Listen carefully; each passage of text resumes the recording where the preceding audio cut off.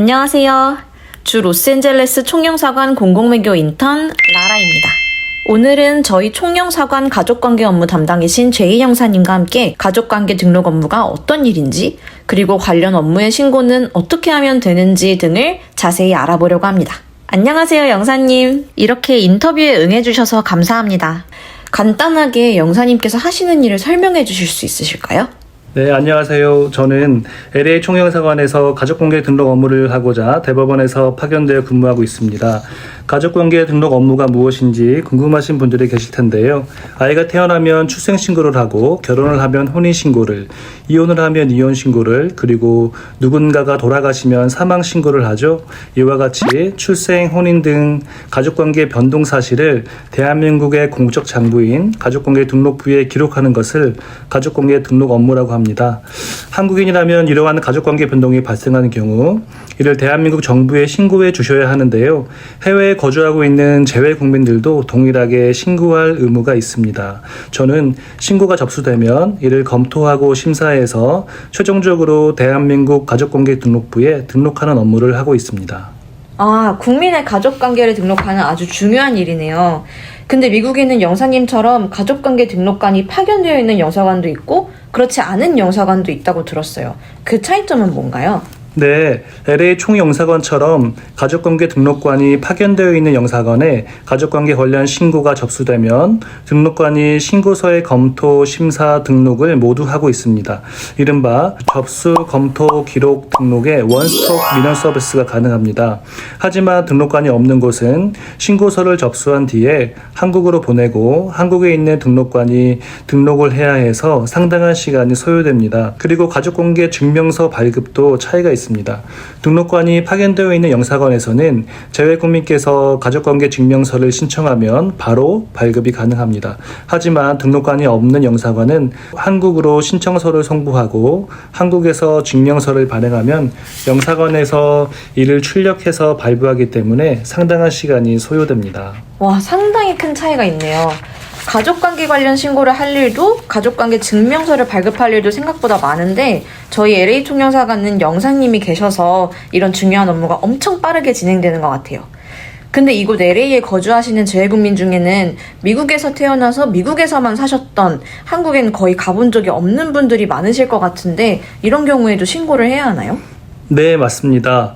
미국에서 태어나고 미국에서 살고 있어도 출생 당시 부모님 중 한 분이 한국인이시라면 한국 국적을 갖게 되는데요. 이 경우 당연히 출생 신고를 해야 합니다.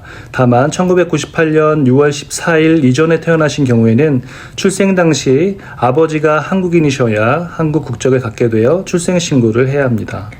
그러면 한국인이 한국인끼리 또는 한국인과 미국인이 미국에서 미국 방식으로 혼인을 했는데요. 한국에도 혼인신고를 또 해야 하나요? 자동으로 미국에서 대한민국에 통보해 주는 건 아닌가요? 미국에서 혼인하셨다면 그 혼인의 성립은 한국 정부에 대해서도 유효합니다. 다만 미국에서 혼인했더라도 미국 정부에서 이러한 사실을 대한민국 정부에 통보해 주지는 않습니다. 따라서 미국에서 미국 방식으로 혼인했다고 하더라도 이러한 사실을 대한민국 정부에 알려주신다는 의미에서 혼인신고를 해야 합니다. 한국 정부에 혼인신고를 하지 않으시면 대한민국 정부가 그 사실을 알 수가 없습니다. 아, 그렇군요.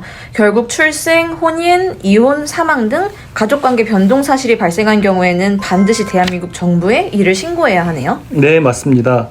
한국인이라면 가족관계 변동 사실을 한국 정부에 신고해야 할 의무가 있고 이는 법률에 규정되어 있습니다. 그럼 만약 신고를 하지 않는다면 어떻게 될까요? 네, 좋은 질문입니다. 과거 신분 변동 사실을 신고하지 않아서 문제가 발생한 경우가 흔히 있습니다. 예를 들어 자녀 국적 이탈을 많이 하시는데요. 자녀 국적 이탈을 하는 경우에는 자녀 출생 신고가 먼저 되어야 합니다. 이때 부모님의 혼인 신고가 되어 있지 않으면 부모님의 혼인신고와 자녀의 출생신고를 모두 한 후에야 자녀의 국적이탈이 가능합니다. 만약 그 부모님이 미국에서 출생하셨는데 부모님 출생신고를 대한민국 정부에 하지 않은 경우 부모님 출생신고도 함께 진행해야 하는 경우가 있습니다.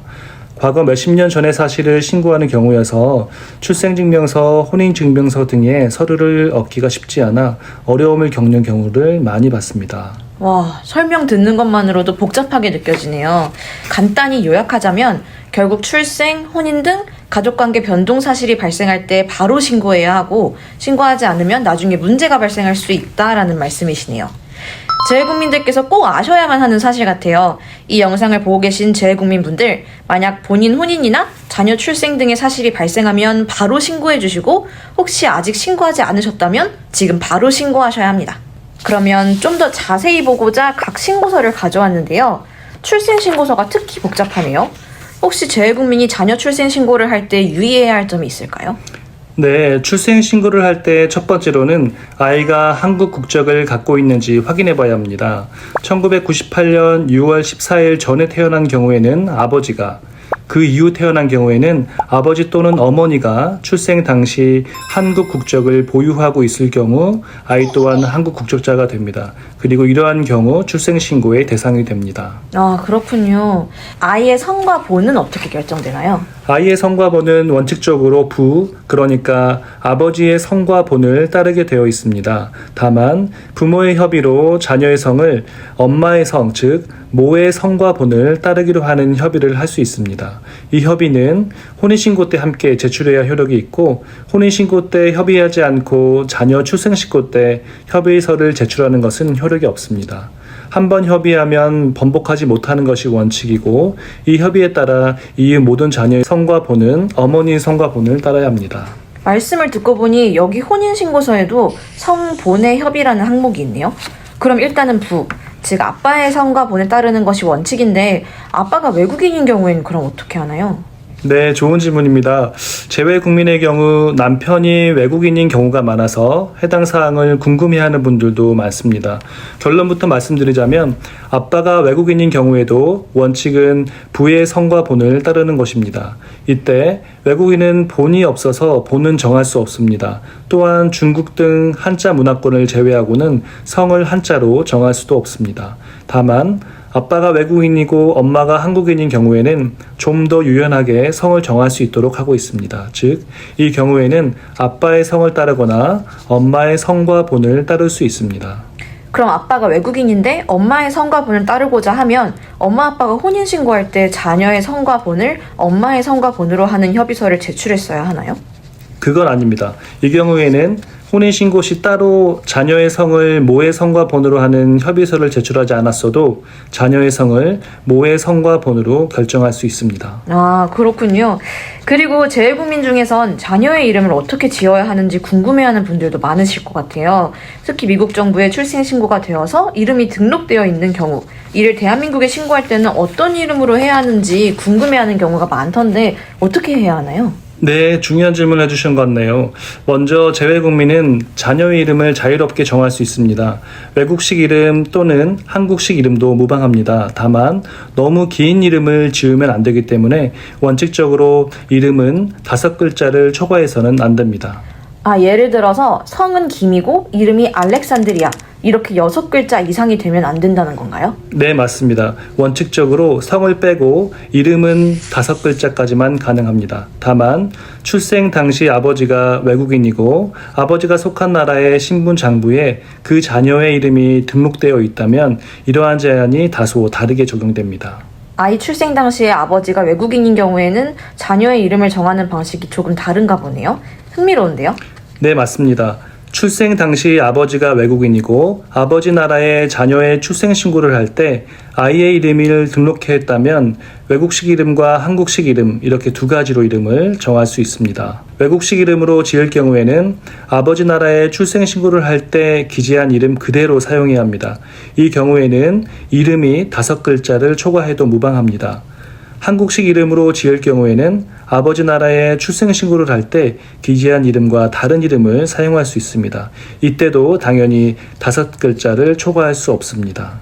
아, 조금 복잡하네요. 정리를 해보면 한국식 이름 또는 외국식 이름 둘 다 지을 수 있는데 5글자를 초과해서는 안 된다라는 게 대전제겠네요. 그리고 아빠가 외국인이고 아빠의 나라에 출생신고할 때 등록한 이름이 예를 들어서 앨리스 크리스티나 그리고 성을 스미스 이렇게 등록을 하면 그 이름 그대로 지어야 하고 그 이외의 이름을 써니처럼 새로운 외국식 이름을 지을 수는 없다라는 말씀이시네요. 그러면 재외국민분들 중에서는 first name을 앨리스, middle name을 영희 이렇게 하시는 분들도 많으신데 그런 경우는 어떻게 해야 되나요? 원칙적으로는 아빠의 나라에 등록되어 있는 앨리스 영희라는 이름을 쓰셔야 되고요. 다만 여기서 앨리스만 하는 경우는 일부를 차용한 것이기 때문에 안 됩니다. 다만 또 영희는 한국식 이름으로 볼 수 있기 때문에 영희라는 이름도 가능합니다. 아, 그렇군요. 너무 깔끔하게 설명해 주셔서 확 이해가 되는 것 같아요. 벌써 시간이 이렇게 됐네요. 저희 오늘 인터뷰를 마무리해야 될 것 같습니다. 네, 오늘 이렇게 제이 영사님과 함께 가족관계 등록 업무에 대해 알아봤는데요. 영사님, 오늘 인터뷰에 응해주셔서 담당하시는 업무, 그리고 재외국민의 자녀 출생 신고 시 주의해야 할 점까지 다 알려주셔서 너무 감사합니다. 네, 감사합니다.